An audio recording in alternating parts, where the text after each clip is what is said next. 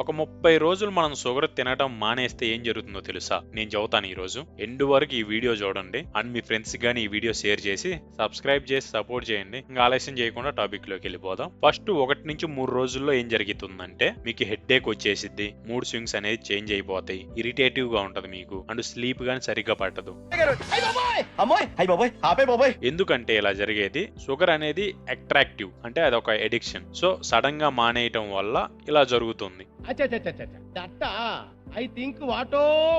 So first 3 days చాలా tough గా ఉంటది షుగర్ కుట్ చేయడం వల్ల. నెక్స్ట్ వీక్ 1, ఈ వీక్ 1 లో ఏం జరుగుతుందంటే మీకు చాలా అంటే చాలా బాగా స్లీప్ అనేది పడుతుంది, అంటే చాలా బాగా నిద్రపోతారు అండ్ మీరు చాలా ఎనర్జీగా ఉంటారు.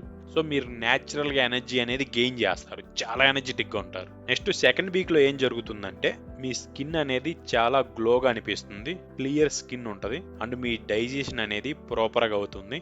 డైజెషన్ సిస్టమ్ అనేది చాలా బాగా వర్క్ అవుతుంది, బ్లోటింగ్ తగ్గుతుంది. సో షుగర్ లేకపోతే చాలా అంటే చాలా బాగా హెల్త్ అనేది ఇంప్రూవ్ అవుతుంది. ఇప్పుడు థర్డ్ వీక్, ఒకవేళ మీరు చాలా లావుగా ఉంటే మీ ఫ్యాట్ అనేది బర్న్ అవుతుంది.